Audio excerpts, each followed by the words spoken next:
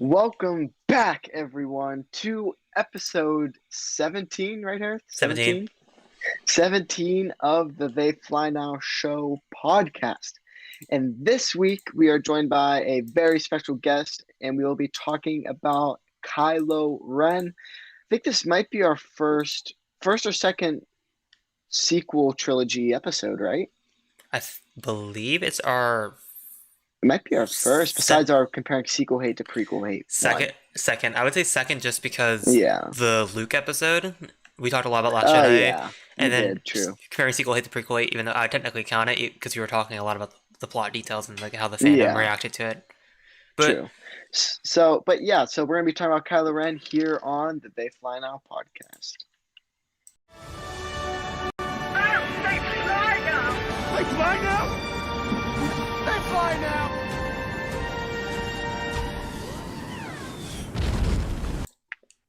And we're live. All right, Nick, thank you so much for joining us to talk about Kylo Ren. So just to get everything started off and let the audience know, who are you, where can we find you, and what is your favorite Kylo Ren moment? And the last question, what's your favorite Kylo Ren moment, is also for the chat. Okay. I'm Nick. You can find me on TikTok and Twitter at ThereWillBeNick. I also stream Corey_and_Nick, and I'm an author. I talk a lot about Star Wars on my TikTok and my Twitter, and then I write science fiction. Nice. That's awesome. And I actually just learned, I think me and Hereth both learned that you're an author just today from your one video. Yeah, I don't talk about it a whole lot on TikTok. I do a little bit, but I try to keep TikTok as work light as possible. Mm-hmm. Just something That's for fun. awesome. No, yeah, that's awesome because I don't think there's many authors that I know. You might be the only author that I know. Oh, nice. Good. That's awesome. Okay, yeah, nice. Number one. Before we get started here, shout out to some people in the chat. We got Forward Into the Black, Pods One Podcast, Charlie Johnson, and Element 7. Thank you guys all for joining us.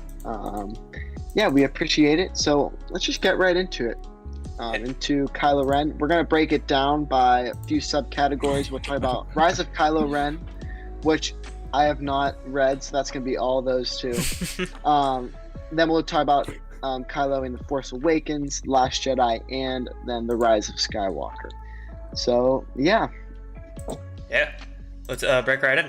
So, obviously, starting with... I just realized I did not even talk about my favorite moment.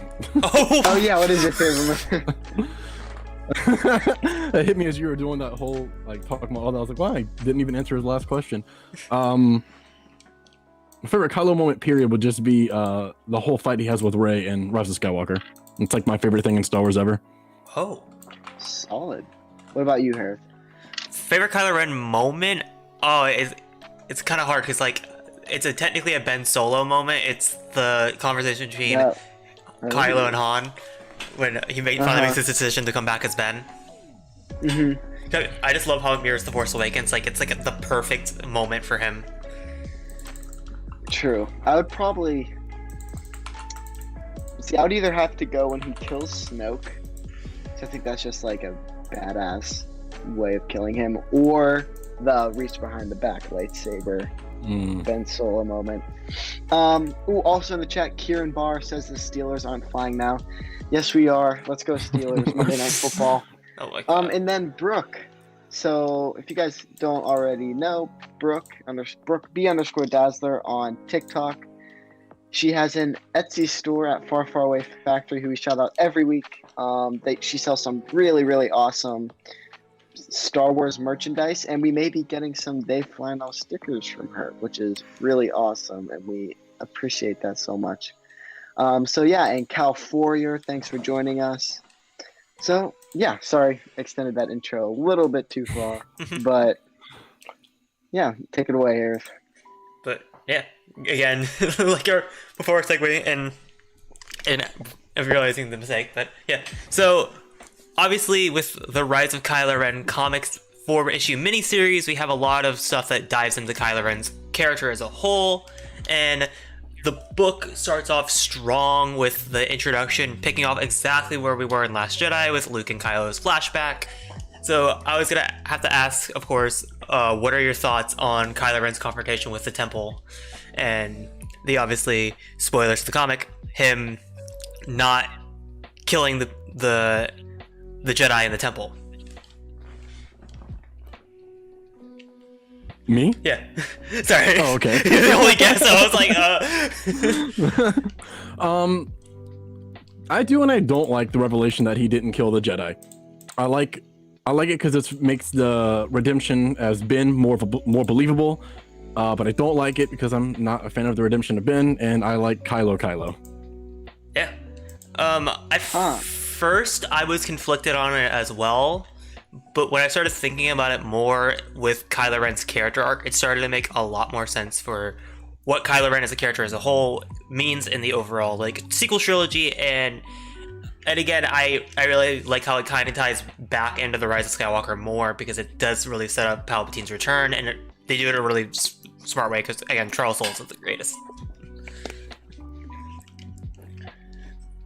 So Yeah, so oh, sorry, you go. again, I have not read Rise of Kylo Ren, so this is going to be all you two until Force Awakens. I apologize. I've been getting pretty busy. Yeah. I read it when it first came out, so it's been a while. I read each issue as it released, so it's been a while. Oh, no kidding. When did it release? Like 2017? A couple of years ago. I don't remember the exact time. It was the fourth issue came out right before or during the pandemic, when all of like the comic distribution shut down. Yeah. Oh, okay. It was made and produced with the Rise of Skywalker, so they could introduce Palpatine's return and like put it into Ben's backstory. So they're like side by side tangent. Okay, gotcha. But yeah, going on to question number 2. So obviously, like, the book deals a lot in, I would say, flashbacks and that kind of like story. Like, again, we have the Kylo Ren flashback where we see him in the temple, and then it cuts back to Luke, Lars Santeca, and young Ben Solo, and in his encounter with the Knights of Ren. And obviously that main takeaway from that fight is, besides Luke being a badass, is the Ren calling out to Ben Solo, basically like, see you soon, basically. Because you could tell, like, even from then, Snoke is basically telling the Knights of Ren, go after Ben, basically. Like, since he's like a teenager. Yeah, I really liked the introduction to them. Yeah, since he was young, I love the introduction to the Knights of Ren when they did it in that comic series. It wasn't at all how I expected them to be introduced or how Kylo would first meet them, but I really liked that, and I liked that it not re-insinuated, but that it like reinforced that Kylo was being spoken to from a very young age. Yeah, and again, like I said, it was a lot of those comic series. I'll just drop that actually. Sorry, a lot of nice. It's just a speaker. a lot of the stuff in the Rise of Kylo Ren comic is not at all what my expectations were for Kylo Ren's backstory at all. Like, Charles Soule, like, really with this series subverted my expectations for Ben Solo's character arc into becoming Kylo Ren. I was expecting, like, no offense, like a kind of like a lazy retread of Anakin. I thought it was gonna be like, oh, Ben Solo is dark, Luke sees darkness, Kylo turns against the Jedi, kills the entire Jedi Temple, including all the children, then fully ends up with Snoke. But, like, no, it's, like, the complete opposite of Anakin. Like, it's totally different than the way they set it up. And Snoke is trying to turn him into this, like, Vader, but it's just not working. I expected... Oh, sorry. No, you're good. Yeah. I was basically done with that sentence. I expected the exact same. Like, something really close to how Anakin's fall went. That's what I expected. And I don't know why, because I knew Charles Soule was writing it before it came out, so I should not have expected that, because that guy's a genius. But yeah, it took me by surprise how different it was and how deep they went into, like, Kylo's mentality during that period of time and how much he was being influenced during that period of time. Yeah. And I feel like it... Because, like, again, before the comic came out, I was really in the camp of, like, because the way The Last Jedi, like, ends, you're kind of like, okay, so Kylo's gonna be the main bad guy at 9. And that was the original plans, but, like, that's what it kind of felt like with the trilogy. But when Rise of Kylo Ren came out, it really does kind of change your perception of, like, Kylo Ren's arc, because you're like, oh, they've been setting this up from the start. Even The Force Awakens, if you pay attention back to that, you can already see the hints of Ben Solo coming back to the light. I feel like it's weird because, like, I feel like Ryan and JJ. I don't want to get into the whole like sequel trilogy discussion of like, oh, they had different plans. But again, I think they're cohesive movies. It's just I feel like Kylo Ren's arc kind of changes and flows between the movies, but it's consistent. I'm just saying, like, but when you read the Rise of Kylo Ren comics, like, it makes sense.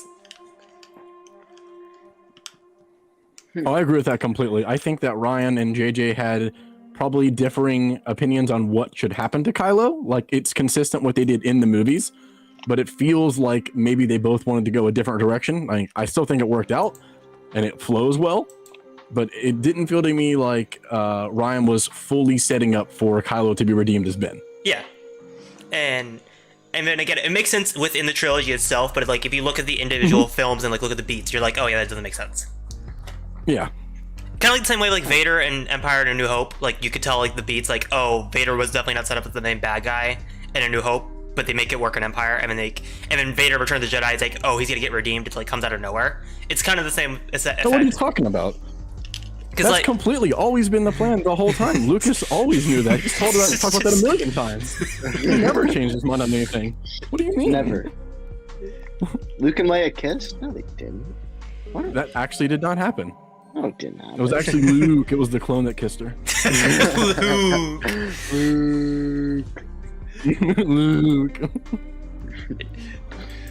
But yeah, kind of wrapping up the segment with the Rise of Kylo Ren with the final question, because like obviously we have the arc of Kylo basically hunting down, because again, when the lightning strike happens, it kills majority of the people in the temple, except they're the people off mission doing other stuff for Luke's Jedi mission temple. Like they're off saving people, they come back into the chaos.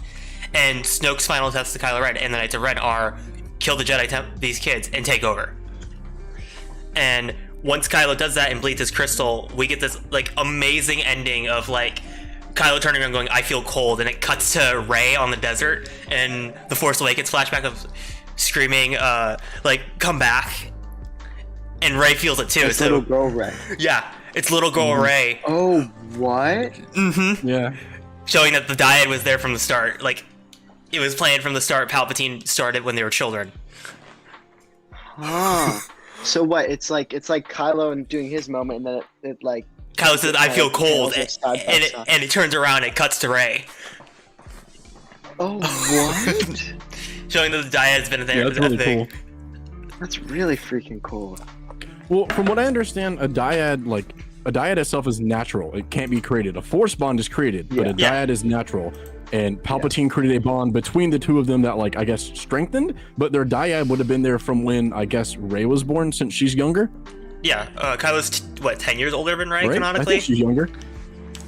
Because like there's a big age gap between Rey and Kylo. Yeah, it's quite a bit older, I thought. Yeah, so yeah.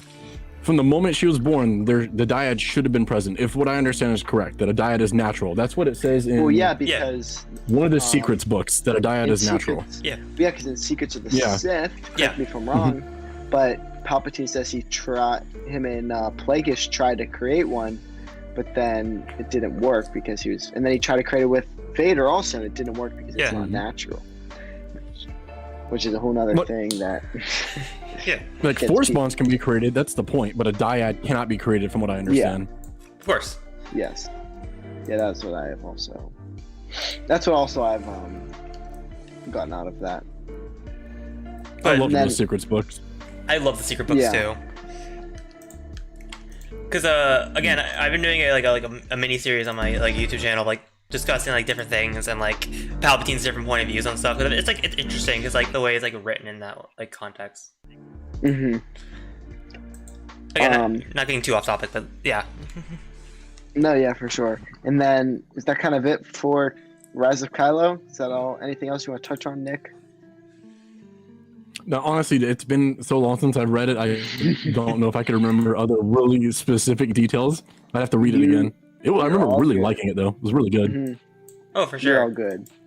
And then see the chat real quick. X-Core says, "What's good, peeps? What's going on?" What's up, X-Core? Brooke says Charles Soule only flaws that he says Mark Eon. So the more time I give it, the more I also think Mark Eon. I'm the strong camp Marchion, just because it's weird because in the I didn't finish the audio drama Temple Run because again, college came right up and I got really busy with like assignments, so I didn't get a chance to go revisit it. But throughout the entire audio drama, they say Martian, which is weird because it's consistent across all the audiobooks except for 2, and it's Out of the Shadows and what's the young reader or young adult, the young reader for phase or wave 1. Into the dark. Storm. No, A Test of Courage. It's A Test of Courage and Out of the Shadows are the only ones that say Markion. A Test of Courage, that one. But doesn't he say it? I thought it said in Rising Storm. It said It's Markion. No, it's Martian in the audiobook. Is it? Yeah. I'm trying to remember. It's consistent across all the books except for I've only 2. listened to Light of the Jedi, but yeah, they say Martian that entire time. Okay, because I listened to Rising Storm, which is really freaking good. I love that audiobook. I'm moving on to that next. Oh, it's so good. Oh, have you not read Rising Storm yet? No, I've only read Light of the Jedi, Okay. and I'm reading Into the Storm, Into the Dark, Into the Into Dark. the Dark. whatever the first young adult one is. Yeah, Into that the one. Dark. I'm reading that one right now. Well, I'm listening to it, and then I'm doing Into the Dark or Rising Storm after that. Oh, Yeah. Claudia Gray is so good. Oh yeah. Rising Storm is you might be hurting for Yeah. a few days. A few days. I hope so. afterwards. I really hope so. And also, Kieran said, or who was it? Oh, no, yeah, Kieran said Kylo on Dagobah collapsing the cave is his favorite moment. Brooke says her favorite moment is Ben Solo and during the or Kylo / Ben Solo in the throne room. Those are all awesome. Luke from Pods on Podcast says Ben on Exegol is great.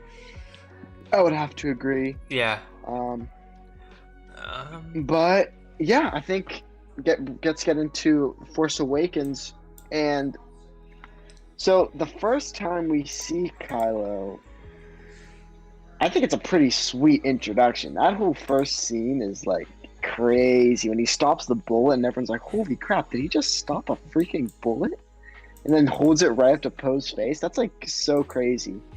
But then like once we keep going a little bit into the film, something that differentiates him from Vader, and that's the whole freaking point of Kylo's character, is to be different than Vader and to want to be Vader. Kylo takes off his mask like right away. Like almost probably about 20 minutes in the movie, Kylo already takes off his mask. And we already figure out that he's not the big bad, unlike Vader, who we figure out wasn't the big bad until Empire. So, like, Nick, I want to just kind of ask you, how's your perspective of Kylo changed throughout the film? Because it's you learn a lot about him from when we first see him in that first opening sequence, like, to being this kind of broken kid we see at the end. I love all the information that they reveal about Kylo in The Force Awakens, and I like how, like you said in the beginning of the movie, he's essentially just this badass. He's stopping a blaster bolt, he's interrogating Poe, and like everyone is terrified of him. He's just this menacing force. But as the movie goes, he's not necessarily just that. He's also like this whiny, petulant man-child who never really grew up, that it seems that no one around him really likes him, but they're all terrified of him, so no one says anything about it.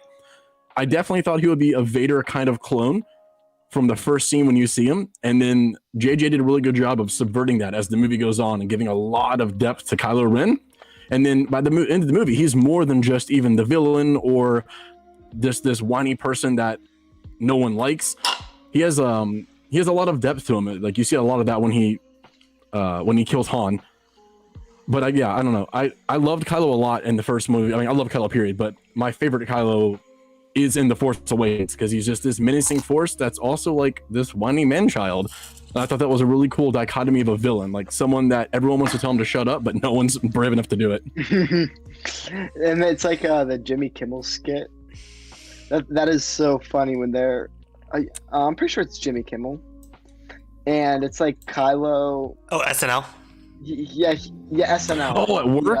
Undercover boss? Yeah. Oh, I love that. It's so good. It's so funny.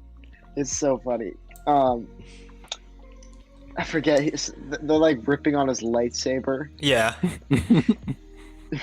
Like, Oh, I love his lightsaber design. Oh, it's so cool. It's one of the yeah. coolest ones.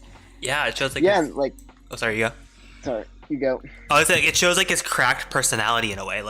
That shows his character arc perfectly. It's right there in the lightsaber. That cracked saber shows exactly what you need to know about Kylo Ren. For sure, and like looking at different characters' hilts, you can I think it's kind of overlooked. You can tell a lot about a character from their hilt and like how their personality is. Like you were saying, Hereth, how it's a cracked kyber crystal, and that means a lot. Also, it's our first introduction, or when we first see a crossguard lightsaber in canon, I believe, right? Yeah. I don't think there's anything in canon before that. Yeah, and then after that, it's Rebels with Ezra picking up the crossguard lightsaber on the Sith Temple. Yep, and then in High Republic we see a crossguard also, but a crossguard saber is something that's really cool that's introduced. But I think since already kind of mentioned Kylo killing Han, since Force Awakens released pretty recently, do you remember what your reaction was whenever he killed Thrawn? Because I know I remembered mine. What about you, Nick? It might have been the saddest I've ever been in Star Wars. Before the prequels came out, Han was my favorite character. Like, my favorite character now is Rey, but it was Han. So to watch my favorite character die on screen and his son is the one that kills him, it broke my heart. I figured it was coming because Harrison hates like being Han. He doesn't want to do it. So I figured if he came back to this movie, he's probably going to die in it. But I still don't want to see it. It was so sad. Yeah. Yeah, you hate to see it.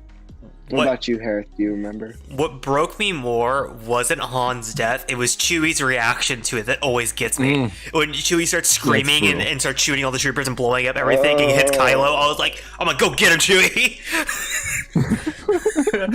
The stuff that Chewie has been through, like that poor guy. Chewie... I remember I was... Oh, sorry, you go. Sorry. Okay, I was just saying, I remember I was sitting in the front row of the theater with my mom.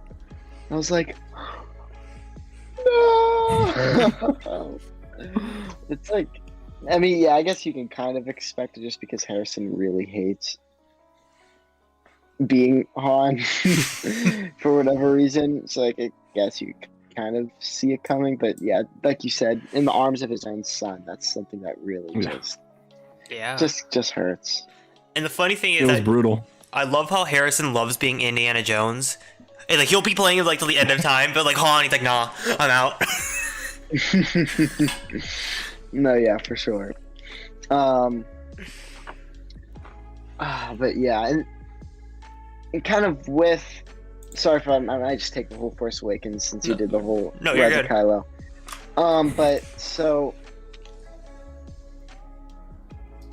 Wait 1 second. Oh yeah, so like we were saying, Kylo isn't this, like, I think everyone's expectation was for him to be this big Vader and this big bad guy, and he's not. And with that, it brings a lot of hate because people expected him to be this big giant bad guy, but he's not, and that's kind of like the whole point to the character that I think for some reason people don't get, that like you are literally what everyone's supposed to be thinking. You're thinking how everyone in Star Wars is supposed to be thinking, that he is this big bad Vader, but in reality he's not. So Nick, like making content and stuff and being a big Kylo Ren fan, I'm sure you get a lot of hate from different Star Wars fans. Like, how do you handle that toxicity dealing with Kylo? Because it's definitely there.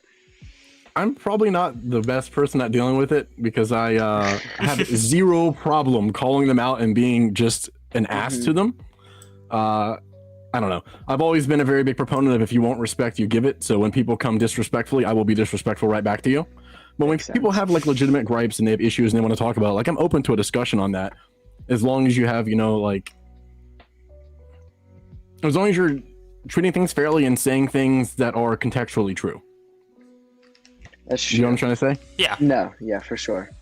Not just like making out random stuff from your butt or right. whatever. Just don't Mike Zero me and we'll be okay. No, yeah, for sure.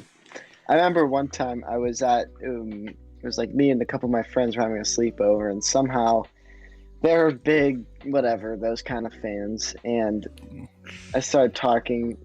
I was like, yeah, like I really like the sequels, whatever.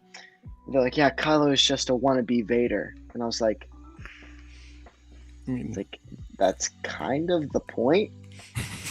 like him or not, but that's like basically the point, is for him to be this wannabe Vader who's just completely broken inside, that we see in The Force Awakens, and I guess throughout the entire trilogy. What about you, Hereth? What do you think? So, or how do you deal with that stuff?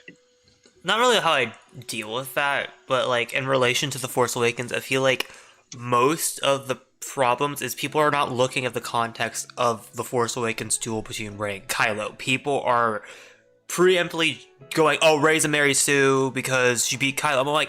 I'm like, did you not pay attention to the goddamn movie? Because in the film, there's 3 times before Kylo gets shot, they show you the effect of a Wookiee bowcaster. They literally show it 3 times, and then when he gets shot, you're like, people are like, "Oh, he should just like take it and just be fine." I'm like, dude, he got shot in the chest. Yeah, like the one time the stormtrooper goes like flying back like 20 feet into a wall. It's like boom. And then I think Han shoots it. Yeah. Right. And like he's like, holy smokes! Like this thing is really powerful. And the fact that he could absorb it is like a pretty big feat. And it's like some of the hate I've heard is that like, well, Kylo stopped the bullet at the beginning of the movie. Why did he just stop that? It's like, dude, come on. You can't just stop every single blaster bolt that's fired at him. And like, Hold on, people have said that to you? Yes, they've been like, well, he stopped the bullet at the beginning, so why don't you just dodge or move away from that one? That goes into exactly what Hereth was just saying. It's context. He just murdered his father. That's why he didn't stop it. He's emotionally distraught. He's not paying attention to someone trying to shoot him with a blaster. That's not like the foremost thing on his mind. He's not necessarily in tune with the Force fully in that moment like he is in the beginning of the movie. Like, my God, dude, just pay attention. It takes like very little fucking effort. Sorry. No, exactly. And then also there's a lot of hate with that last fight between Rey and Kylo. So do you think that The Force Awakens did a good job introducing the idea of Kylo trying to train Rey to join him? As we see I like, think the final moments of that fight. What are your, I guess, kind of like that, and then what are your overall thoughts on that last fight? I think they did a great job of introducing that. I mean, in that final fight, it's clear as day because, you know, he verbatim says it, that he wants her to follow him so that he can be her teacher. That I don't know about anybody else, but if I wanted to train someone, I don't think I'd try to kill them. And I think if I was significantly more versed in using a lightsaber and weapons, then I could kill them if I felt like it, even if I was wounded, which Kylo could have killed Rey in that scene if he wanted to. Fully believe that. If he wanted her dead, I don't think she could have stopped him. Not that early in her story. It wouldn't have happened. He wanted to train her, so he's obviously not going to try to kill her, but he has to, you know, like, he has to impose his will, and he has to subdue her, and she's not going to come easily, so he's got to do some fighting. And then people always want to point to, like, Finn, like, even Finn got a hit in. It's like, dude, he was quite clearly toying with him, and you can tell because the moment Finn touches him, Finn gets put to the ground. Kylo's like, all right, we're done with this now. Moving on to the next person. Like, it's literally just context. It's oh man, people love ignoring that when they want to hate something, and I get not liking something, but at least be rational. It's like the same thing when Vader's fighting Luke in Empire. Like Vader's just like using one hand, and then Luke gets a hit on his shoulder, and he's like, "Okay, we're done." It's the same exact. We're done now. Same exact thing. Kylo literally once he starts trying, he just slashes his back. Like, yeah. I don't. Oh my God, dude. And speaking of that, people love to say about Vader too, like, well, he wasn't really trying against Luke, and then can't turn around and apply the same logic. Well, Kylo wasn't really trying against Rey. He doesn't want to hurt her. He's been ordered not to do it. First of all, like, Snoke wants him to bring Rey to him. Yeah. Yeah, and if you pay attention, literally 5 minutes later, he gang her to join her. So obviously he's not going to kill the person he's trying to train. And Yeah, Yeah.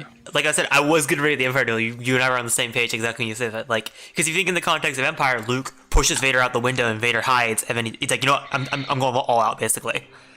Hmm. And like you said, with Kylo saying he could be able to kill him, and I believe it's the Marvel Kylo Ren comic series. I don't know what comic series this is one. This is told me by Kieran and VC ones. And again, he's read all the. I haven't read this comic run, but I've read Rise of Kylo Ren and The Force Awakens, Last Jedi, Rise of Skywalker. In the Marvel comics, Kylo Ren, I believe Kylo Ren kills a Zillo Beast, straight up. So yeah, I heard about that. I think Kylo could easily, like, if he wanted to in that moment, take down Rey. And he does it in Rise of Skywalker as well. Yeah. I was gonna say he definitely could because he 100% defeats her in Rise of Skywalker. The only reason she's not dead is because Leia interrupted Kylo. This is the only reason. Yeah. Which, he looks like a wet dog in that fight. Like, his hair is just like so. I don't know how people find him attractive. I'm sorry. I don't know. Like, everyone's like, "Oh my gosh, Adam Driver." I'm like, oh, I mean, he just looks different like strokes for different folks. Yeah, he just looks like a wet dog. And then in the chat, Cal says he's team Marcion. Let's see. Elman says, as long as the discourse is civil, then we can have a conversation. Yeah, that's a good way to put it, because if you are arguing with someone that is so far and just so angry about it, like, you're never going to get anywhere with it. Like, I not to get too much into, like, the hate stuff. I think I told this story on our second episode when we talked about hate. I was at my friend's grandpa's funeral. And my friend's brothers came up to me. He's like, "Hey, you have a Star Wars podcast?" I was like, "Yeah." He's like, "Yeah, I do, whatever, blah, blah, blah." And he's like, "Oh." He's like, "So you hate everything Disney put out?" And I said, "No." And then he starts ranting to me on why everything sucks. I'm like, well, no matter what I say to you, you're not going to be civil, and you're not going to change your mind. So, like, there's really 0 point in me having the conversation. Yeah, like Elman says, discourse has to be civil. I was gonna say, I remember saying this on the same episode, but I'll repeat it again. I love how he's like, "Oh, we have a Star Wars podcast. Let's shit on the sequels." You should have been like, "Yeah, the podcast is called They Fly Now. It's basically based around the sequel trilogy." And I don't know if you're paying attention, but there it is. Like, bro, I am at your grandpa's funeral right now, and you want to argue to me about the sequels. Very luckily for me, my IRL friends that all of my friends in real life that like Star Wars, like outside of the internet, even the ones that don't particularly like the sequels, are level-headed and can have a rational conversation about it. Oh yeah, I've definitely had some. I remember, I don't want to get too much into the stories, but I like telling this story. So I was at, it was like we have like a little field day with, for like school. We were just having like a field day, whatever. And I was wearing my Rise of Skywalker shirt. And I had a kid come up to me, and he was like, why are you wearing that shirt? That movie sucks. And I go, okay, does it suck? I was like, okay, let's have a conversation. So because it was a field day and because we didn't have any class, I was like, oh, let's just talk about this. And so we went and we talked for probably an hour. And at the end of it, he goes, I think you changed my mind. Like, I think maybe I may not like them the most right now, but I'm going to try give them another shot. And I was like, that's a win. That's a win because, and I've had conversations with this same kid, like in a couple weeks later, and it was like, fine. It's like, so you don't have to be completely toxic about it. How to say you only watch Star Wars YouTube without saying you only watch Star Wars YouTube. Bingo. Not wrong. Bingo. Okay, so... And then let's just check up at the chat one more time. Luke says, Pods on Podcast says, I really enjoyed the Force Awakens lightsaber duel. It was just the introduction to show the progression of the dyad relationship between Rey and Kylo. No, yeah, for sure. We're going to be diving more into the dyad in a little bit from now. X-Core says if I wanted to train someone, I wouldn't kill them. Yeah, very true. Why don't the stormtroopers just shoot Han, Luke, and Leia? Yep. Just shoot him. It's done. It's over. It's that easy. It's just, again, speaking of Forward into the Black, dude, your content is so good. I love your series of like, what if the internet existed during the original trilogy and fans are acting the way with the sequel trilogy, but with the original trilogy? It's so funny. That's so awesome. Yeah, is there anything else you want to touch on with The Force Awakens, or anything you think that we missed, Nick? Not that's really jumping in my mind, but I did want to say about someone mentioned the dyad. In the first movie in The Force Awakens, right? Like, so they hadn't said dyad yet, right? So when that movie ended, and that was the only one that was out. After I watched that, like I thought it was very clear that like when Kylo went into Rey's mind, that she resisted and went into his mind. That's how she could do the Jedi mind trick. And then at the end of the movie, when he's like, "Let me teach you," and she goes, "Oh, you know, blah blah blah," and she like goes into like herself again and reaches out and touches the Force.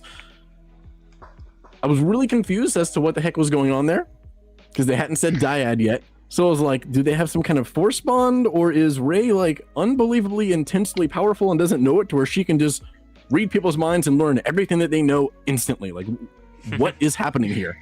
But it seemed very Force bondish to me. So when they like revealed the dyad in Last Jedi, I was not really surprised. I was like, oh, that makes sense. That tracks. They set that up. Makes sense. Yeah, one of the most popular theories coming out of Force Awakens was Rey was one of Luke's students that got mind tricked and got her memory wiped and then got sent to another planet. That was a popular theory for the longest time. My popular one was that she was related to Palpatine. I thought that after watching The Force Awakens the first time. Really? Yeah, I mean, she stabs with a lightsaber. Whenever Kylo's like, "Let me train you, I can teach you," and then she like calls upon the Force and learns, and then like fights back at him, she stabs forward just like Palpatine does. And he's the only person that's ever done that in the movies, or even in canon content, that stabs forward like he's parrying. And she did the exact same thing. I noticed that the first time I watched it, I was like, that's a Palpatine move. My cousin was there. He noticed it too. It's his favorite character. It's cool. Palpatine fights like that. I was like, yeah. Huh. So my main theory was always she's going to be related to Palpatine. I never thought she would be related to Luke. I thought it was too obvious that it was just going to be, it was a red herring. Like, she's not related to him. Mm-hmm. Yeah. Again, I was on the Rey Kenobi hype train. I didn't see how that'd be possible. I wouldn't have hated it, but I just didn't see how it would have been possible. For her age and like the time gap, how was she like?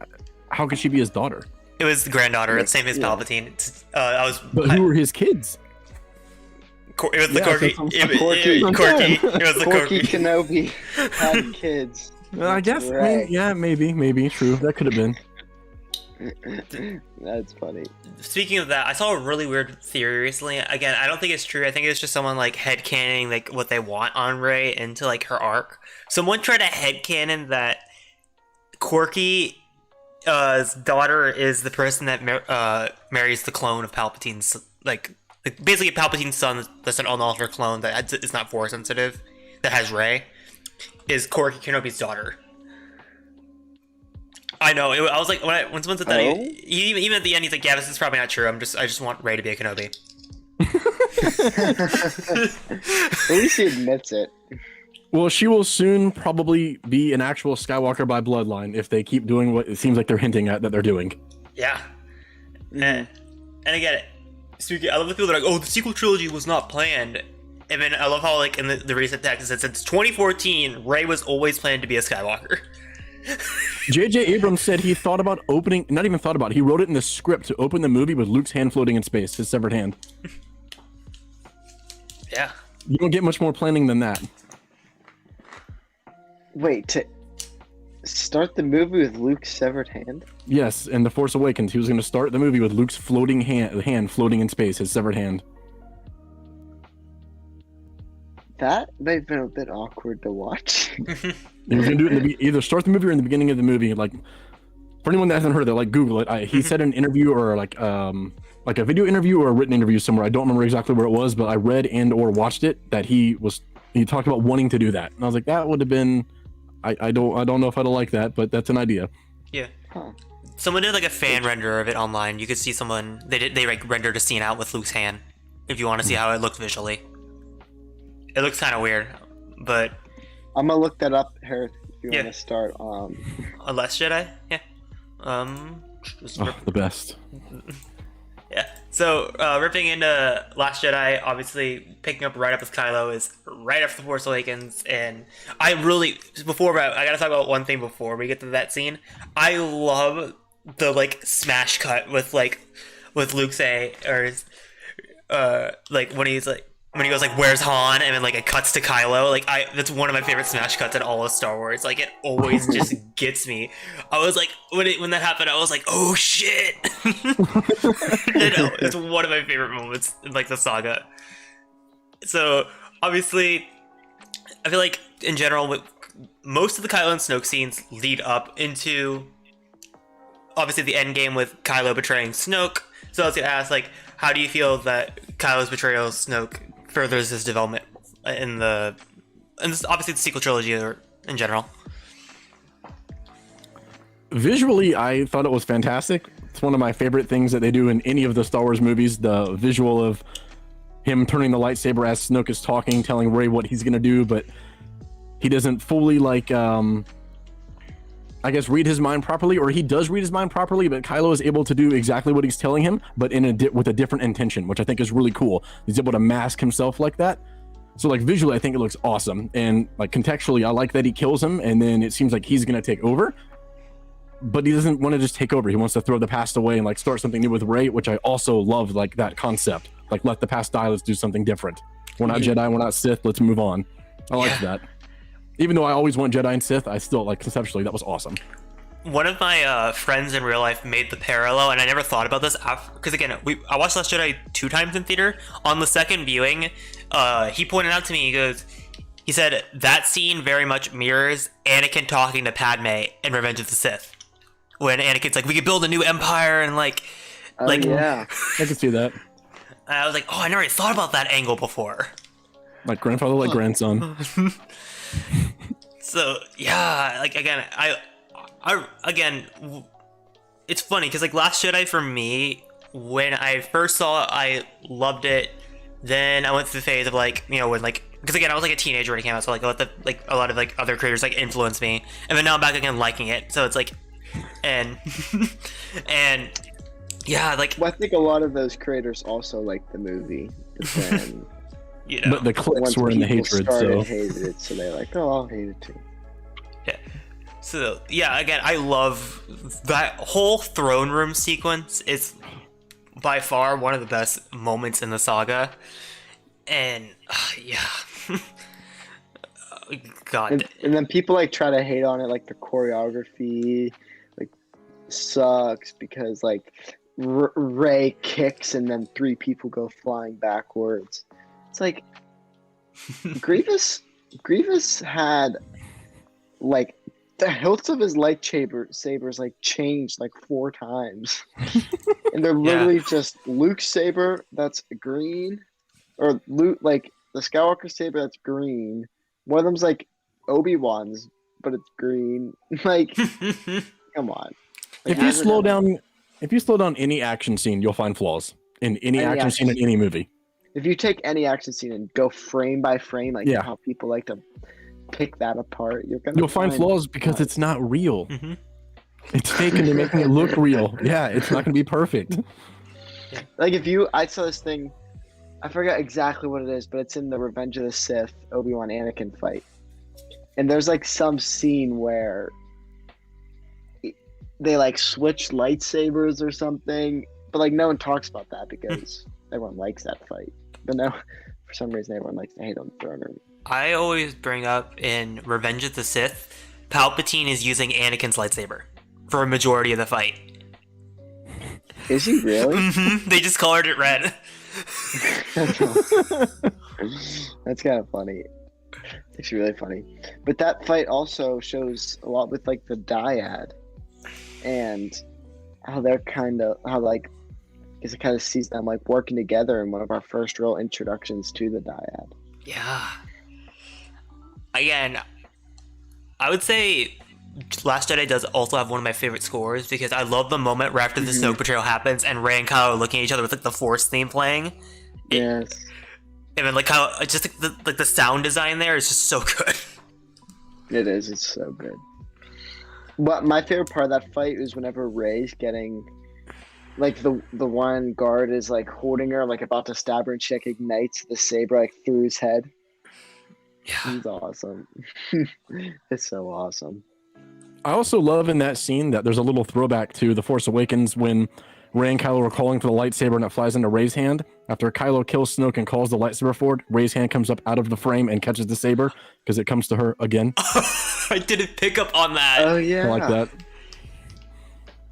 Huh. I love how the Skywalker saber is kind of like a symbolism for Kylo's arc throughout the sequel trilogy. Because Force Awakens, he's like, that saber, it belongs to me. And then obviously, like you said, Last Jedi, it calls back to Rey and she grabs it. And then Rey finally gives it to Ben at the end. Mhm. Yeah. But the sequels were never planned out. Oh. No, there's no plan. There was no plan. They went in Literally line and zero improv every scene. They improv'd everything. It's the best improv you will ever see on film.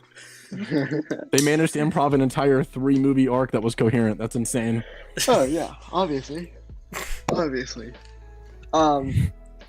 then moving forward in Last Jedi, the Battle of Crate, Luke versus Kylo. So I'm just gonna kind of open up the floor to you guys and to the chat. What stood out to you in that fight? And this is, I guess, for everyone. Just kind of get your thoughts out there. What stood out in that fight? Yeah, like what? Yeah, what stands out? I like that the fight is about hope the entire time, right? It's not about defeating Kylo. It's about giving the Resistance hope and allowing them to escape so they can continue. I like that. I also love that it's like the most insanely powerful feat we've ever seen a Jedi do on screen. Yeah. Like, Force projects himself across the galaxy and then physically touches Leia. That's insanity. Yeah. That was so cool. So cool. I also love that Kylo's like, fire, more, and everything's raining down on Luke, and then he's still just standing there. So it leaves you with like a quick second of there is no way they just took and made Luke Legends Luke and he's that powerful. This is ridiculous. And then it becomes clear, oh yeah, obviously he's not there. He's like projecting. But for that one split second, it's like, did he just become Superman? He just survived every bit of that? That's insanity. Yeah. More. That's also one of the best sound bites ever. I love hearing that used in a bunch of different things. Yeah. More. That's enough. That and blow that piece of junk Out of the sky. That and when he says to him, "When I kill you, I will kill the last Jedi." It's one of my favorite lines in all of the movies. I love it. It's like, And then of course Luke follows up with everything he said is wrong. Every single word you just said Was wrong. Which I is love it. such a direct correlation back to Yoda in Return of the Jedi when he said, "When I'm gone, the last Jedi you will be." And then True. Luke says, whatever the quote is. He says, "Nah, man." it's So yeah. He goes, the war is just beginning. Because I'm gonna take this from Chris, because Chris just like knocked this one out of the ballpark. He said it's, I think he said it on here if I remember correctly, or I think he said it. I know he said it on Dyad or on here. I don't remember where he said it, but like when he has this whole speech about like I will not be the last Jedi, and he goes, when the war is just beginning, it cuts to I think it's like the war is just beginning. It cuts to Finn, and then he goes like the whole speech, like it cuts to each character arc and what their relation to the story is. Mm-hmm. Which is one thing that gets overlooked in Last Jedi is it successfully gives Kylo, Rey, Luke, Finn, Rose, Poe, Holdo, all complete arcs in a 2-hour movie. And Leia. And Leia. That's crazy. And it gives Luke the best arc he's ever had. Mm-hmm. Yeah, At least in my I opinion. agree. My favorite one. I agree. Which it is an arc, and I think people forget that it's an arc and it ends Yeah. good. He doesn't die bad. Or not bad, or whatever. He doesn't die in that state that he was in. I mean, he dies a Jedi. He becomes one with the Force, And he Yeah. just like Obi did. and he Yeah. does the most Jedi feat we've ever seen in the saga. Like he uses Yoda's knowledge. a Jedi does not attack, he uses it for master and defense. That's exactly what he does. Yeah, exactly what he What did. does Yoda tell him to bring to the cave? He says, or he's like, weapons you will not need. What does Luke do? He brings his weapons. And then what happens in Return of the Jedi? He brings his lightsaber when confronting Palpatine and Vader. But during Battle of Crate, what does Luke do? He finally gets it. He finally goes peacefully. It's so beautiful to watch. It is. Chef's kiss. People don't like to think of it that way for whatever weird reason. It's because some people get mad that we didn't get the Luke from the Legends, where he's just every 3 seconds he's leveling up like it's a video game, and he can do something new. He can move planets with his mind. He can close wormholes. Like, do we really need that in the movies? Like, we don't need that level of power. That's insanity. Yeah, I've gotten that conversation too. Like, well, I wish Luke was just overpowered. Where it's like, why? what would that have been a good movie to see Luke just killing everyone when it's Rey's? Well, actually, the first thing you always ask those people is, who's the main character? Rey. R2. R2. It has to be like, who's the main character? Rey. Rey's the main character. Okay, so then why would Luke save the day? Even though he does in The Last Jedi. He does. You know what I mean. Like, But to yeah, the extent that he shouldn't be the central focus. He's not the lead. Yeah. Yeah. I was gonna have one more point of Element brought up a really good point going back to the Last Jedi arcs in general, and once he pointed this out, because I had this thought in my mind for the longest time, I just never said it before, but once Element said it, I was like, you nailed it. I feel like people expect characters in the trilogies to have like their character arc jump ahead, because like if you really think about it, each movie up until now had a time jump in between movies where their arc is they're just in a completely different place. Like if you think from A New Hope to Empire, they're in completely different places. Yeah. Like Attack of the Clones, Revenge of the Sith, different places. If you go from Force Awakens, Last Jedi, there is no time jump. They're exactly where they left off. It's immediate. And like, that was my one hope going in the theater. I was like, please have Rey pick up reaching out to get the reaching the lightsaber out to Luke. I was like, please, and then it didn't happen. yeah. And again, I think I would say overall with the Battle of Crate, I really love the Battle of Crate as a sequence, and I think it has almost a theme from every trilogy, if I remember correctly. There's a theme from the prequel trilogy, there's a theme from the original trilogy, and there's a theme from a sequel trilogy. It has all three, a theme from each. So, just everything from like cinematography to visual effects to sound design is just perfect. It is. It's so good. That's what happens when you get someone like Rian Johnson to make you a Star Wars movie. Yeah. The dude is legit a master of the craft. Yeah. Again. But no, Rian Johnson sucked. What do you mean? Yeah, true. He's never made a good movie before. Hoping Rian Johnson comes back. Rumors are he's going to be directing an episode for Mandalorian season 3 and then getting his own film. Supposedly he's getting a trilogy. They said Yeah. that like forever ago. I hope it still happens. I hope it does. I think it will. He said before when they one of the few times he's talked about the trilogy, if I remember correctly, he said he wants to base it like in the future about a brand new story with new characters. And I was like, please, that's right up my alley. That's what I want. I want to move forward in Star Wars. I've heard two things. I've heard it's way in the past or way in the future. If it's way in the past, please give me some more High Republic. If it's way in the future, give me more Oh New god, Delta. I want High Republic on screen so bad. I need Avar Crisp in live action. See, I don't want them live action. Oh man, I do so bad. I might be unpopular there, but I don't want. But at least the High Republic that we know right now, I don't want to see like Avar or Elzar. Killing me. I just don't. I don't know. I want to see Avar so bad. She's already one of my favorite characters in all of Star Wars. How I would personally do it is because we know each phase is probably gonna jump like a jump amount of time into like the future. I would make a movie in between phase 1 and phase 2 where we pick up with the old characters after Fallen Star and we go like on a journey by themselves. Mm-hmm. That way we don't conflict with anything, and phase 2 is completely separate. It has new characters. I agree. That'd be cool. When's Disney Plus Day? Friday, correct? Mm-hmm. So, if anyone doesn't know, I'm gonna do a little self promo here. But me, Hereth, Luke from the Pods on Podcast, and Char J, right, Hereth? Yep. Are going to be live streaming the whole time, and I also might One of my friends might be over at my house also, so Okay. we might get his reaction too.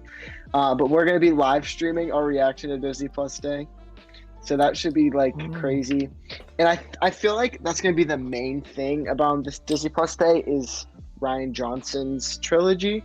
That's my one pretty bold prediction. I don't think we'll get Really? anything that's not related to You Disney don't Plus. No, I think D23 is coming up pretty soon too. So I feel like True. it's gonna So be you all don't- shows. Yeah. It's Hopefully not. they talk about the Acolyte. That's what I'm most interested in.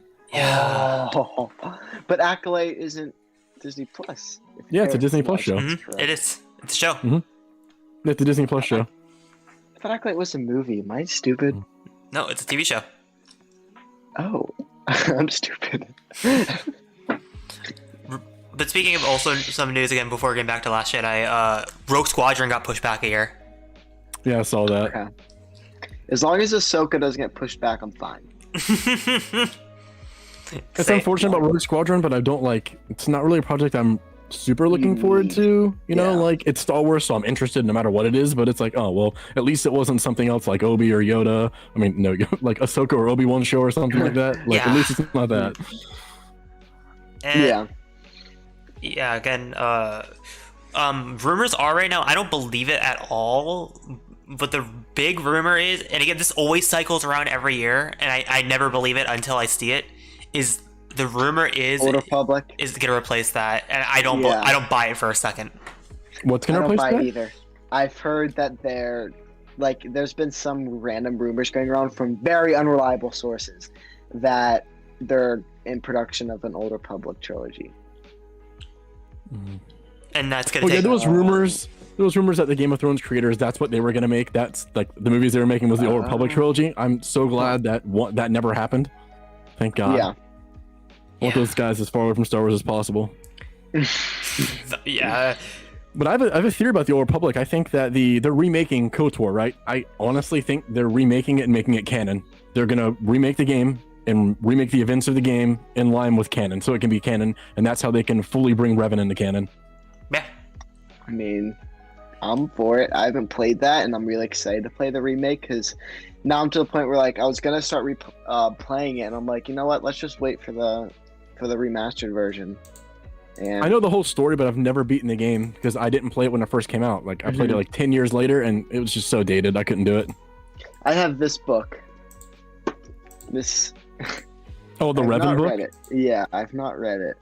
I've never read it, but I've heard from multiple people that have read it, and everyone I know that's read the book hates it, which is unfortunate because I love Drew Karpyshyn as an author. He's one of my favorite Star Wars authors. Really? But all of my friends in real life that have read it, like I think 6 or 7 people, they all dislike it, and they all like the character of Revan. They just don't like that book. So Interesting. apparently, I had to do something real quick. So apparently, Brian just said Icy's back in Char server, so he's no longer a problem. I just banned him. Sorry. Back to the show. So let's get back to the Last Jedi? Last Jedi. And so kind of the last thing we're talking about is how do you perceive the dyad going into the Rise of Skywalker from what we got in the Last Jedi? It's like, what did you expect going into Rise of Skywalker from what we got about what did you think of the dyad going into Rise of Skywalker from the events that we got in Last Jedi? If I'm correct, they still hadn't said the word dyad on screen yet. I don't think they said that until Rise No. of Skywalker.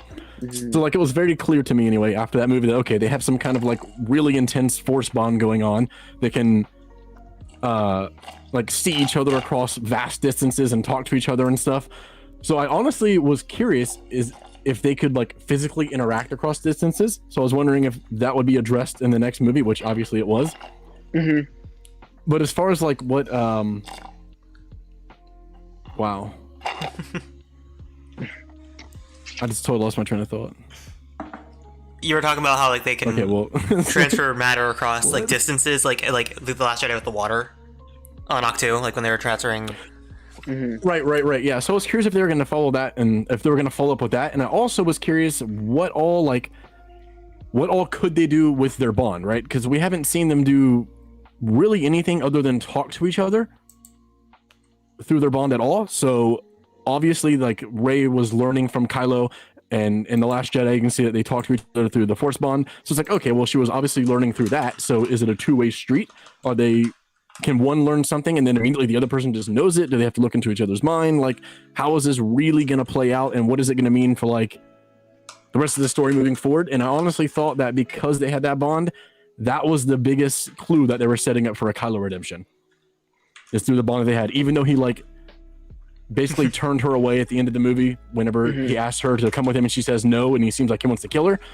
I mean, well, he does. He like tries to go after her. The bond seemed like a really big way that they were going to bring him back to the light. Yeah. No. Yeah, it's definitely previewed in Last Jedi.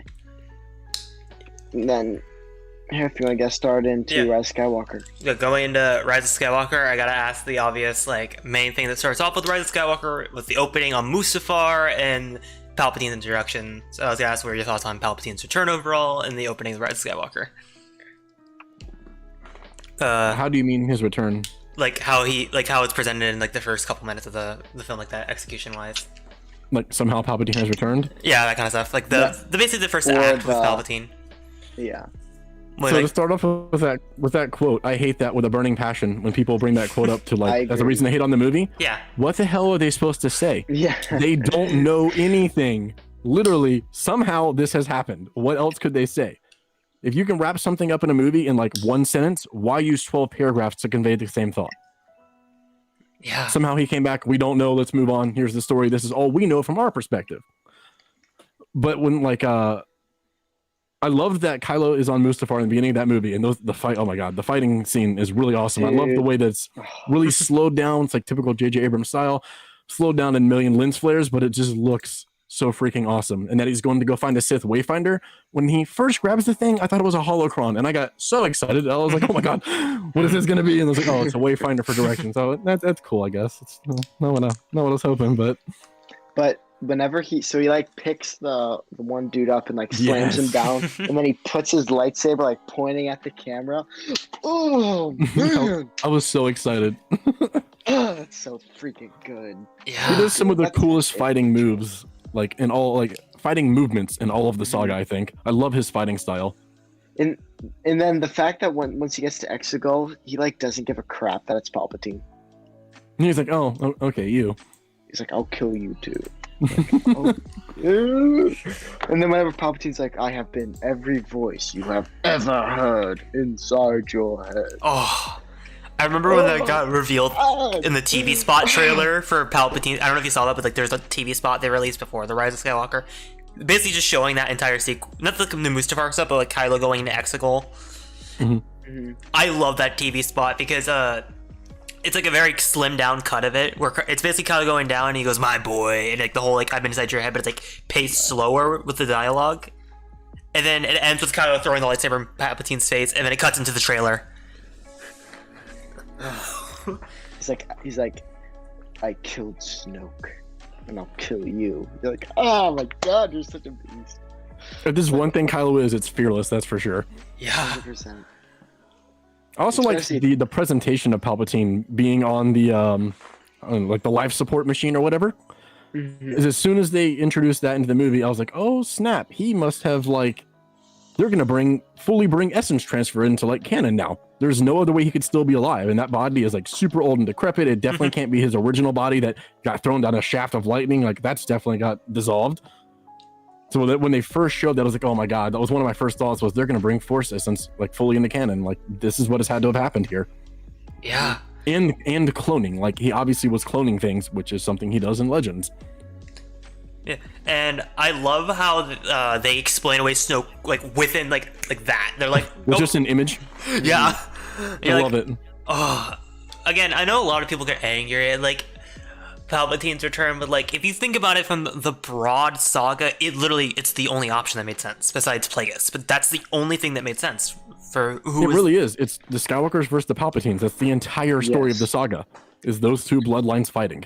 Which is so amazing at the end whenever Rey, who is a blood Palpatine, which I think people overlook that, and I've made that point a lot, is that the whole like you're saying, Nick, the whole point of the saga is Palpatines versus Skywalkers, and then finally a Palpatine turns into a Skywalker. It's like That and Palpatine's undone by his own bloodline, which is hilarious. Like Yes. he is legit his own ending because he just couldn't accept death and meddled with everything else. It led to his downfall. yeah. Like George Yes. Lucas said, it's poetry. It rhymes. Yeah. Yep. So then moving on in Rise of Skywalker, I think you said this was your favorite Kylo and Rey moment was the Rey versus Kylo Ren fight on second Death Star. So Oh, yeah. what moments what moments stood out to you on during that fight once I get my camera figure out here? Or just go, yeah. I mean, not once I figure it out. My favorite thing about that fight is how deliberate it is, and also how like slow at times it is. It's not overly flashy, and it doesn't need to be because they're both really emotional in this fight. And the interactions between the two of them, especially like through their body language and through their eyes, like acting with your eyes, they don't need to talk really at all throughout this fight, and they convey a whole script's worth of dialogue. Like it's incredible acting in a fighting scene. It's like it reminded me so much of like comic panels where they have dialogue in between like every sword swipe so that you know what's going on in their minds, but you don't need it in this scene because they're conveying it through their body language. And it's so amazing. And I love how slow Rey gets in the fight because she's getting worn down, and Kylo is like intentionally slowing down with her. And it's not because he's just tired. He's matching tempo because that's what Kylo does. God, I love that fight so much. Yeah. And that they actually use the Force on each other in the middle of doing like lightsaber swings. It's so rare to see that. Yeah. At least in live action. I loved that. Before the fight, another detail I love is obviously it's people when they first listened to it and I watched it was when Rey climbs into the second Death Star and gets the Wayfinder. You hear the theme when Vader dies. I thought, oh, they're just calling back to the second Death Star. But if you really pay attention to what happens at the end of the sequence, it's foreshadowing that Kylo is going to turn to the light by the end of this. They perfectly foreshadow at the beginning of the sequence, and I love how John Williams just put it in there. Because at first glance, you're like, oh, it's just this little throwaway detail to like that there's like nostalgia. No, it's literally they're setting that up. Yeah. And then like you already had a plan. Oh damn! They totally did not have a plan. Damn. If only. Yeah, no plan. If only. And then once he throws, and then this is, I guess, kind of the beginning of Kylo's redemption. He throws the lightsaber into the ocean. It's like, friends home. I think actually for me, I think the start of him fully realizing like a return to the light is when Rey stabs him. Because he hears his mother call to him in her dying moments, and then Rey stabs him, and it's clear to him, I think, in that moment that, oh man, in my mom's dying moments, she reached out to stop me from doing something terrible that led to my death, and she probably knew this could have happened, and that was worth it to her. Like, what have I become? Yeah. I also love how Rey heals his scar because it's a very subtle detail. Like when she heals him, his scar disappears.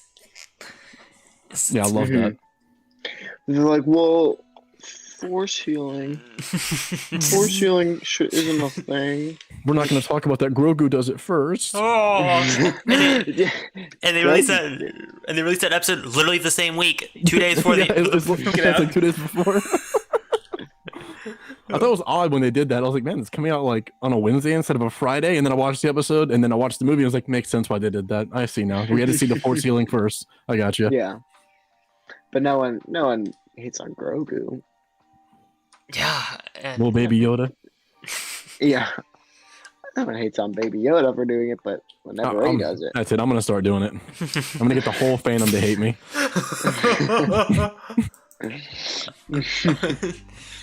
So again, do you think I have one quick question?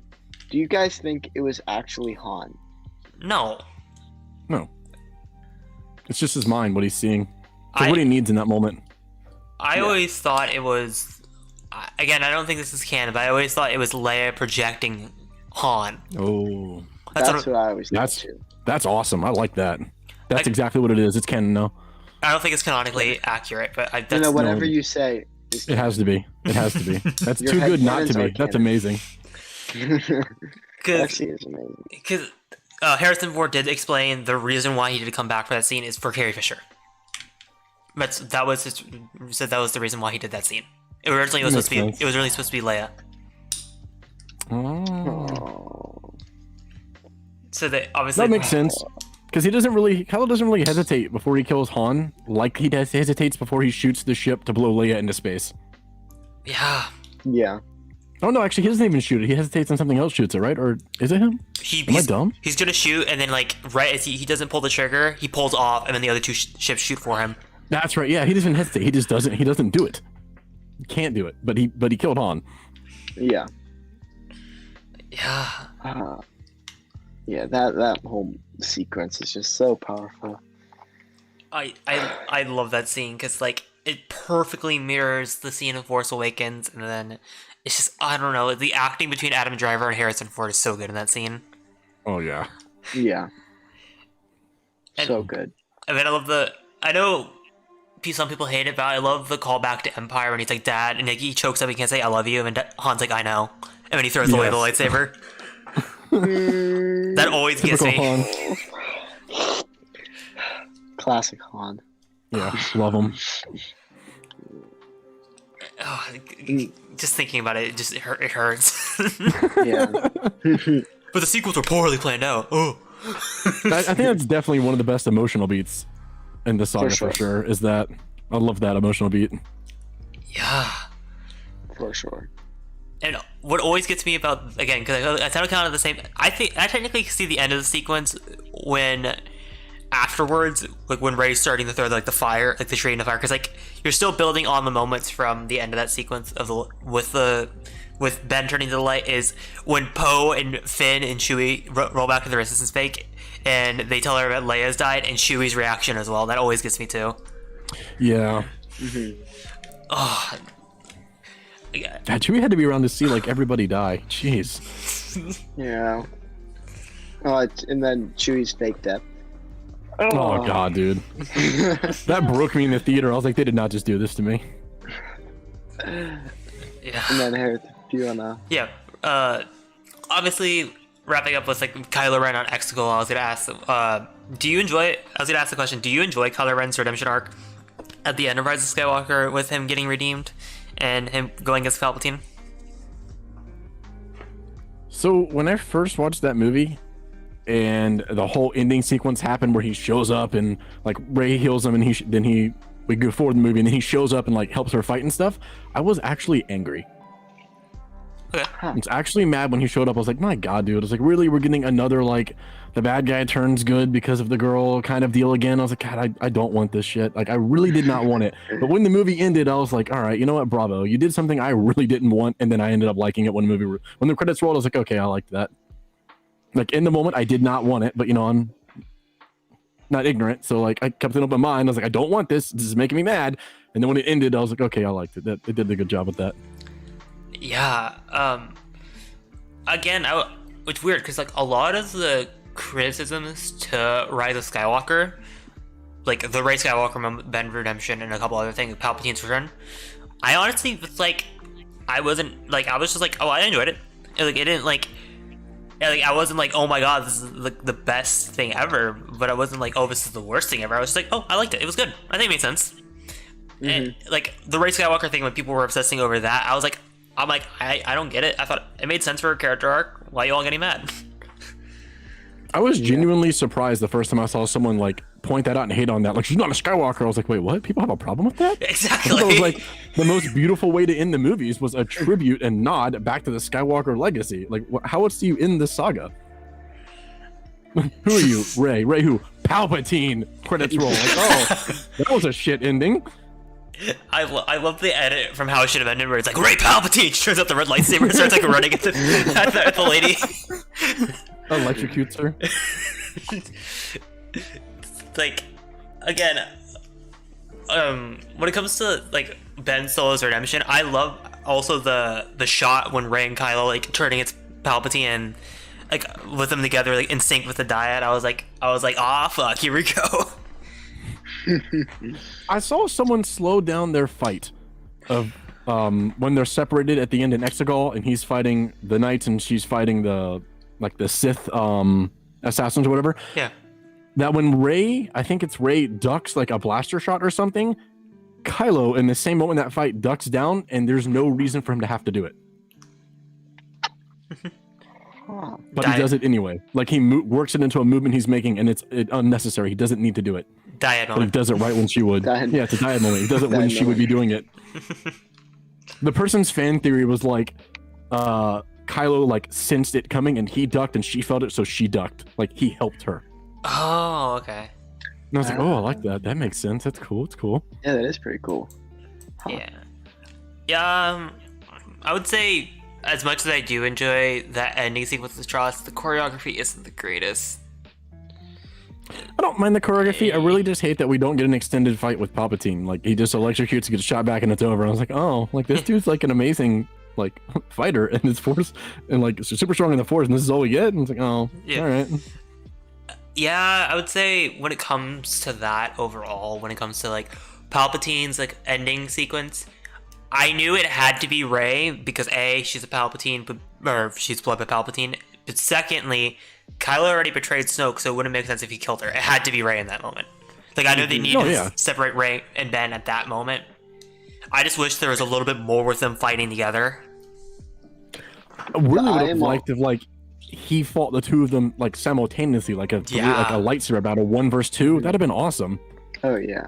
I don't think I would have done lightsaber fight. I would have done electricity, but like I would love like a both of them fighting. Ben gets knocked out, and then it's Rey. Like same thing. Like Palpatine gets throws him in the cliff, but I would have loved a little bit more with Rey and Ben fighting together. Just cool. Just a teeny bit more. The I am all a Jedi moment is one of my favorite moments in Star Wars. Oh, the in-game moment? Yeah. Yeah. Oh, I thought So you were, good. I thought you were talking about when Rey's looking into the sky with all the voices. Well, that I'm saying like that when she hears the voices all the way up to the. Oh, it's so good. I love the voices segment. It's so good. Oh, that scene is so amazing. My Just eyes. hearing everybody. Oh. I was smiling. My eyes were on the TV. I was like, "Holy shit! It's Ahsoka! Oh my god, it's Kanan! Oh my!" Like, I was freaking out at all the voices. I was like, "This is the first time we're hearing him in the films! Oh my god!" Well, then the noise that Ben's lightsaber makes when it goes into Rey's hand, it goes like, and then it's like, jeez, man, it's so freaking good. I love how it's Leia's saber. She's clashing with Palpatine, and then she grabs the Skywalker saber and ignites it. It's both of her master sabers. So freaking good. I also like that they like heavily foreshadowed that earlier in the movie when Rey is like when she's training and she's like floating in the air with the rocks and she's saying come to me or something. What is she saying exactly? No, I can't remember. Be with me. Be with me. Be with me. She's saying that earlier because that's what she's trying to do is commune with them. Yeah. Yeah. And then she does it at the end and they like imbue her and then she destroys Palpatine, which is also insane. That might be like the most insane force feat we've seen yet of someone be imbued with the power of like dead Jedi. That's ridiculous. Yeah. Yeah. I also love the line of when Luke's like 1,000 generations living you now, but now this is your fight. Because now I think of like the High Republic, other Jedi from past eras, now all in Rey. It's just No, just all the voices we hear with adding in like Avar alone is enough because what she does in Light of the Jedi is ridiculous. yeah. Yeah. Well, yeah, with like basically the giant force. I like to call it like the forced walkie-talkie. Everyone just like. No, it's just like a big forced walkie-talkie. I don't know how to describe it. It's awesome. But Now I can't not picture them actually using walkie-talkies to do it. Like Mace over, we're with you over. But is there anything else you want to kind of touch on, Kylo or Ben? I had something to say earlier and I have no idea what it was now. So Oh, you're all good. Then real quick, before we kind of wrap up and do our conclusion, let's check the chat real quick.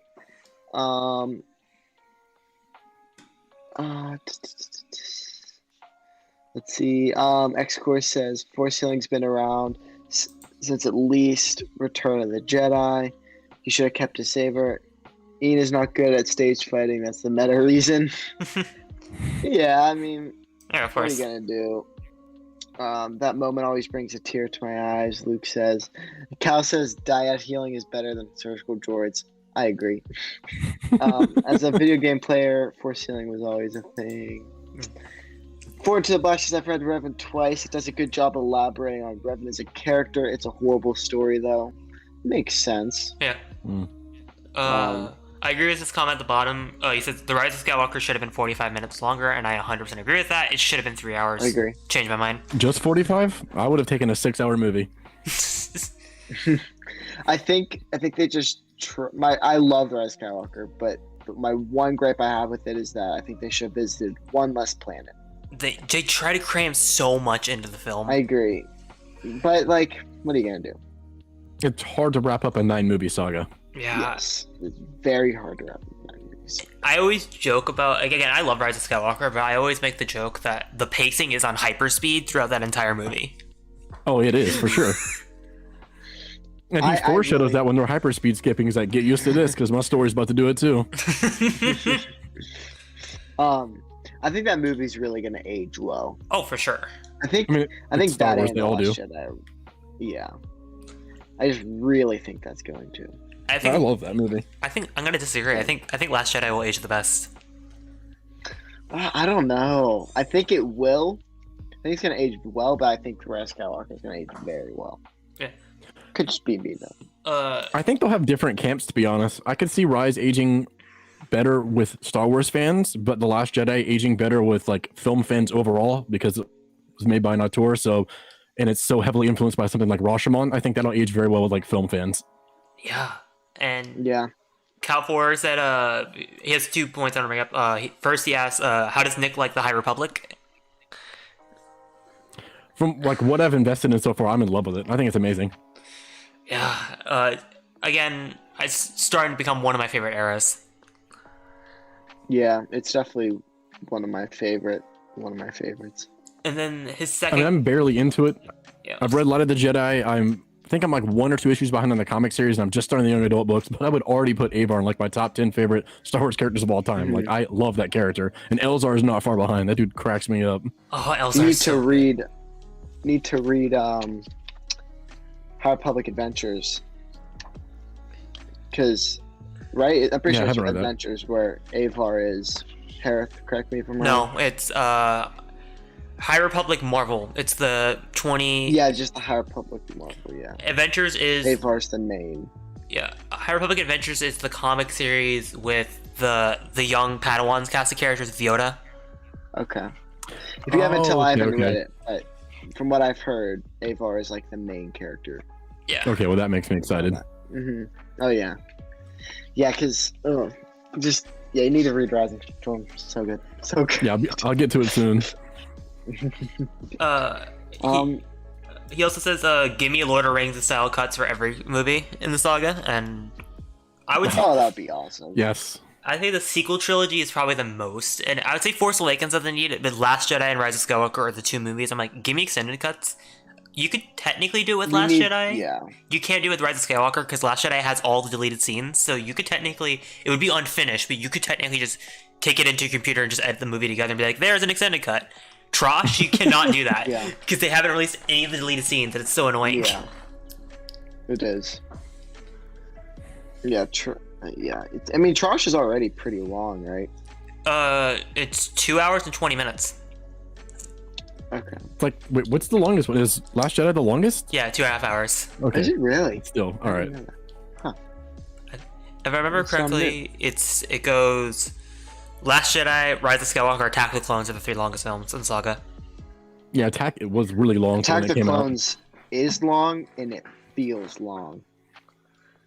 To me, it feels long until the final hour. I love the final hour of that movie. Yeah, it's very good.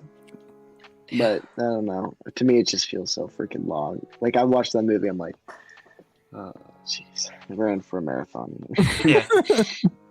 And again, wrapping things up. Usual question: who are you? Where can we find you? And we already talked about Disney Plus today, so I don't feel like asking that. What would you? Again, I'm gonna ask the question: what would you like to see Kylo in next? And do you think we'll get anything on screen with Kylo in like flashbacks or like Force Grows Ben? Do I think we'll actually get Kylo in like live action content again? No, I don't think it'll happen. I hope it does. I can definitely see animated stuff or like further comic series or books that explore it. I hope we get more of Kylo because there's a lot more to explore about his story still, especially like there's a gap between the movies and the one comic series, like The Rise of Kylo Ren. There's a gap of time there. And I'd love to see that filled in. So there's a lot more we could see about Kylo, and I love Kylo, so I want more of him.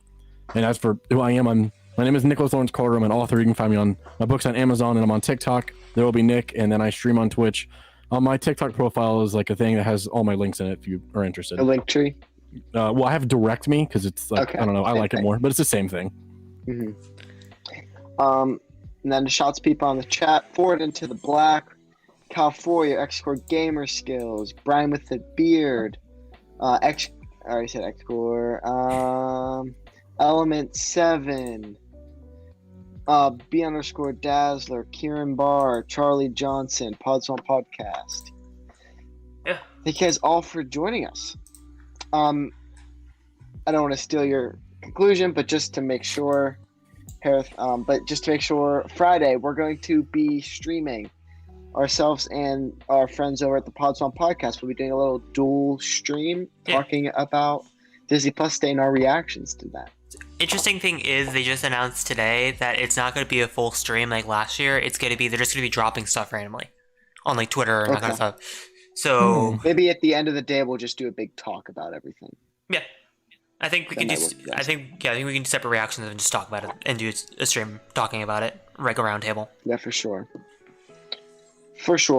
And then next week we will be taking a little break from our character episodes or talking about whatever, but because of Disney Plus Day, we're going to be talking about Disney Plus Day and the current state of Star Wars.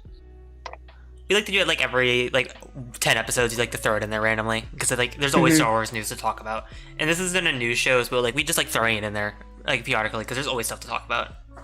Yeah, for sure. But again, usual question to you, Carter: who are you? Where can we find you? Even though everyone knows who are you and where can you find you? You can find me at Cartoody2 on TikTok, and then here on YouTube, and then check out our Twitch channel. We randomly stream, like really random. It's never planned, but if you pay attention, we might be streaming. And then also, if you're looking to buy a lightsaber, you can use our affiliate link on Level Up Lightsaber. We would really appreciate it if you guys would buy from that link. And I just recently added it to my link tree too, so if you go to my link tree, you can go click on that affiliate link. So yeah, we would really appreciate it if you guys would go check that out. Yeah. And then Hereth, same thing to you. Again, Hereth Productions on TikTok, Hereth Productions on YouTube. They fly now on YouTube, and then I don't post much on Twitter, but if you want to go follow me on Twitter, it's Hereth Edits. Oh, and X-Core says Conspiracy Cantina tomorrow. Good, make sure to go watch that. They're a great show. Yeah. Great show. So I just want to say thanks for having me on, by the way, too. Oh, of course. We'd love to have you back. Yeah, anytime. No, anytime. We always love, because I've never talked to you like on anything. So like I really appreciate you coming on. It was a great time. Yeah, sorry to ruin that good streak you had going. What good streak? Of not talking to me. It's like the best streak you can be on. Yeah.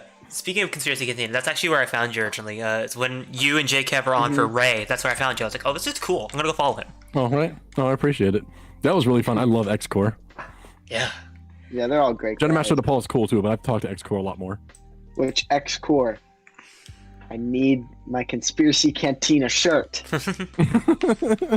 Calling you out.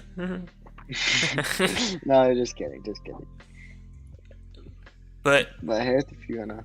Yeah, I think that wraps up the show for tonight. This is a really short episode, but yeah. May the Force be with you. Always. Wait.